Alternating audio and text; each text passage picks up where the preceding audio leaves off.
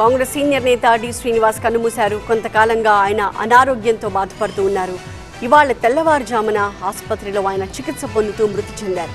అయితే ఆయన కుటుంబ సభ్యులు ఆయన గుండెపోటుతో చనిపోయినట్టుగా తెలిపారు.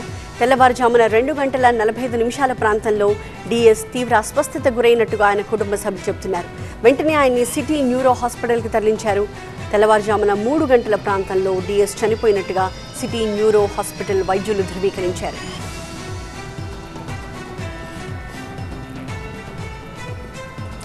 తెలంగాణ మంత్రి పొన్నం ప్రభాకర్ మనతో మాట్లాడడానికి ఫోన్ లైన్లో అందుబాటులో ఉన్నారు. ప్రభాకర్ గారు నమస్కారం అండి. నమస్కారం అమ్మా. డిఎస్ గారి మృతి వార్త మీకు తెలిసే ఉండుంటుంది. వారితో మీకున్న అనుబంధం? నేను ఎన్ఎస్సీ అధ్యక్షుడిగా ఉన్నప్పటి నుంచి కూడా చాలా సాన్నిహిత సంబంధం ఉండేది. వారు మొదటిసారి పిసిసి అధ్యక్షుడు అయినప్పుడు ముగ్గురిని మీడియా కోఆర్డినేటర్లుగా పిసిసి పక్షాన్ని అపాయింట్ చేసినారు. ముగ్గురు కార్యదర్శులు వేసారు. అందులో మూడు మీడియా కోఆర్డినేటర్లు, నేను కూడా ఒకరిని. ఆ విధంగా వారితోటి కలిసి పనిచేసే అవకాశం దొరికింది. వారు ఒక క్రైసిస్ మేనేజ్మెంట్ కు పెద్ద ఆయన నెంబర్ 1 క్రైసిస్ మేనేజ్మెంట్ లా 2004-2009లో సమన్వయంతో ఆనాడున్న నాయకుడు రాజశేఖర రెడ్డి గారితో ఎక్కడటువంటి క్రైసిస్ రాకుండా మేనేజ్ చేసి పార్టీని యునైటెడ్గా తీసుకుపోయి గవర్నమెంట్ రావడానికి కూడా కారణమైన లక్కీ హ్యాండ్గా ఆ రోజు కాంగ్రెస్ పార్టీ 2009లో కూడా మళ్ళీ ఆయనే పీసీ ప్రెసిడెంట్ చేయడం జరిగింది ఎన్నికలకు ముందు. ఆ విధంగా డి శ్రీనివాస్ గారు తనకంటూ ఒక రాజకీయ ముద్రను వేసుకున్నారు. ఢిల్లీలో కూడా లీడర్షిప్ అంతా కూడా ఎప్పుడు సోనియా గాంధీ గారు కానీ మిగతా వాళ్ళంతా తను ఎప్పుడు కలవాలంటే అప్పుడు కలిసే విధంగా ఉండే అటువంటి ఒక సాన్నిధ్యం ఉండే. నిజామాబాద్ నుంచి ఒక బ్యాంక్ ఎంప్లాయీగా దాని తదుపరి కష్టపడి నిజామాబాద్ రాజకీయాలే కాకుండా తెలంగాణ ఉద్యమ సందర్భంగా కూడా మాకు మార్గదర్శకత్వం చేయకుండా ఆంధ్రప్రదేశ్లో మంత్రిగా, పిసిసి ప్రెసిడెంట్గా అనేక రకాలుగా మరి బలహీన వర్గాలకు సంబంధించిన నాయకుడు అన్ని రకాలుగా తనకంటూ ఒక ప్రత్యేక ముద్ర వేసుకున్నాడు. వారి మధ్య అనారోగ్యంగా ఉన్నాడు. వారు గతంలో ఒక ఎన్నికల సందర్భం గంట ముందు శాసనసభ గాంధీ భవన్ వచ్చినప్పుడు వారిని ప్రత్యేకించి కలిసి వారిని కలవడం జరిగింది. అదే చివరి కలయిక. మధ్యలో ఆరోగ్యం బాగలేదు అంటే పూర్తి కలవలేకపోతున్నా అనేటువంటిది కూడా చూసినాం. సరే, ఏది ఏమైనా వారి యొక్క service in Congress party and government అంటే బీసీ మూవ్మెంట్కి సంబంధించిన విషయంలో కూడా తనను మేమందరూ కూడా స్మరించుకుంటాం. వారి కుటుంబానికి ప్రగాఢ సంతాపాన్ని, వారి ఆత్మకు శాంతి చేకూరాలని కూడా కోరుతా ఉన్నాం. ఇటీవలి కాలంలో మీరు వారితో మాట్లాడారా అండి? కొంతకాలంగా వారికి అస్వస్థతగా ఉంది, ట్రీట్మెంట్ తీసుకుంటున్నారు అని చెప్తున్నారు. లాస్ట్ ఎప్పుడు మాట్లాడారు? నేను గాంధీ భవన్ వచ్చింది గాంధీ భవన్ వచ్చినప్పుడు చాలాసేపు మాట్లాడింది. దాని తదుపరి పూర్తి ఆరోగ్యం క్షీణించి ఇబ్బంది పడుతున్నటువంటి పరిస్థితి లోపల తనను కలవడానికి కూడా కొద్దిగా ఇబ్బంది ఉండేటువంటి పరిస్థితి ఆయన ఆరోగ్య దృష్ట్యా.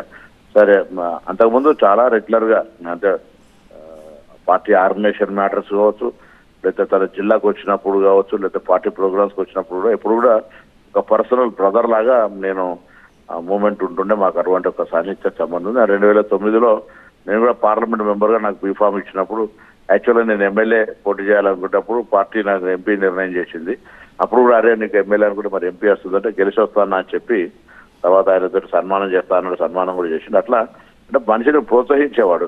మీరు ఇప్పుడు ఆంధ్రప్రదేశ్ అప్పుడు ఉమ్మడి రాష్ట్రంలో తెలంగాణ, ఆంధ్ర, రాయలసీమ అంశాలకు కావచ్చు, ఒక తెలంగాణ మూమెంట్లో ఉన్నటువంటి వ్యక్తిగా కూడా ఎప్పుడు కూడా సమన్వయం, ఏదైనా క్రైసిస్ వస్తే ఇమ్మీడియట్ గా కోఆర్డినేషన్ చేసి టెలిఫోన్ పక్కన ఉంటే కానీ ఎంత పెద్ద అంశాన్ని అయినా పరిష్కారం చేస్తాడు అనేటువంటి ఒక పేరు, మేనేజ్మెంట్ స్కిల్స్, పార్టీలో liaisoning skills, crisis management skills లా తన చాలా నేర్పరి. తనకు ఎవరిని కోపం చెప్పే క్రైసిస్ మేనేజ్మెంట్, ఆయన స్టైల్ ఆఫ్ మేనేజ్మెంట్ ఏ రకంగా ఉంటుంది అంటే నాయకులు రకరకాలుగా ఉంటూ ఉంటారు. కొంతమంది దూకుడుగా ఉంటారు, కొంతమంది శాంత స్వభావంతో ఉంటారు, సంయమనంతో వ్యవహరిస్తూ ఉంటారు. డిఎస్ గారి స్టైల్ ఆఫ్ ఫంక్షనింగ్ ఎలా ఉండేది? ఇప్పుడు కాంగ్రెస్ పార్టీ చాలా బలమైన పార్టీ. కాంగ్రెస్ పార్టీలో అంతర్గతంగా ప్రజాస్వామ్యం ఎక్కువ, విభేదాలు ఉంటుండే. ఆ విభేదాలను సమన్వయపరిచే అంశానికి వచ్చేటప్పుడు డి శ్రీనివాస్ గారు నెంబర్ 1 ఉంటుండ్రి. 2004లో కూడా అదే అంశం లోపల అధికారంకి వచ్చినాం. ఎందుకంటే 2009 కూడా అధికారంలో ఉన్నప్పుడు లేనప్పుడు కూడా పార్టీ యునైటెడ్ గా ఉంచేటువంటి అంటే దానికి కొన్ని మేనేజ్మెంట్స్, ఇప్పుడు నాకు ఇంకొకరికి పడదు, లేదు ఇంకొకరికి పడదు, వాళ్ళతోటి వాళ్ళ అంశాలకు గౌరవాన్ని ఇచ్చి వాళ్ళ మాట విని ఎస్ మేము మా ఇష్యూస్ రిజాల్వ్ అయినాయి అనేటువంటి ఒక ఫీలింగ్ ఇచ్చే అంశానికి వచ్చినప్పటికీ ఆయన నెంబర్ 1. అట్లనే మొన్న కూడా మేము పార్టీలో ఇంటర్నల్ అనేక క్రైసిస్ ఉన్నా మేము ముందు శత్రువులను ఎదుర్కోవాలి అనేటప్పటికీ యునైటెడ్గా ఏదో వస్తామో అప్పుడు కాంగ్రెస్ పార్టీకి శత్రువు ఎదుర్కొనే సత్తా ఉండదు.